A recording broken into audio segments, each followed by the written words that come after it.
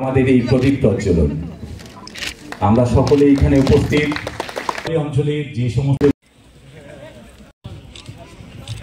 ছাত্রীদেরকে উৎসাহিত করবেন। এবারে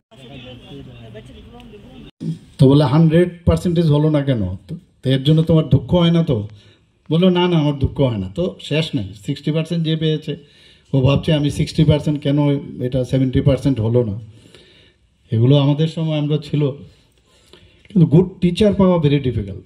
একজন আইডিয়াল টিচার আমরা এখনও যাদের সেই সব টিচারদের কথা এখনও আমরা বলি, কথায় কথা আমাদের বায়োলজির টিচার এরকম ছিল, আমাদের সেই বাংলার টিচার যখন সেসব ওয়ার্ড ইউজ করতো বিশ্বগ্রাসী ক্ষুধাই, আমরা বলতাম তাড়াতাড়ি লিখে না এটা কী জানি একটা শব্দ এত শুনতো, তো পরীক্ষার মধ্যে যদি লিখতাম সেই ওয়ার্ডটা নাম্বারটাও বেশি পেতাম।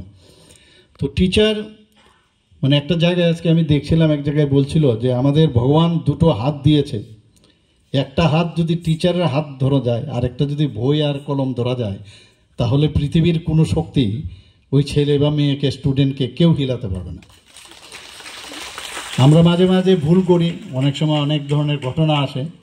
আমাদের সময় 70 দশকে আমরা দেখেছি স্টুডেন্টকেও মারতে, স্টুডেন্ট মারছে আবার টিচারকেও মারছে, এরকম ঘটনা আমরা দেখেছি।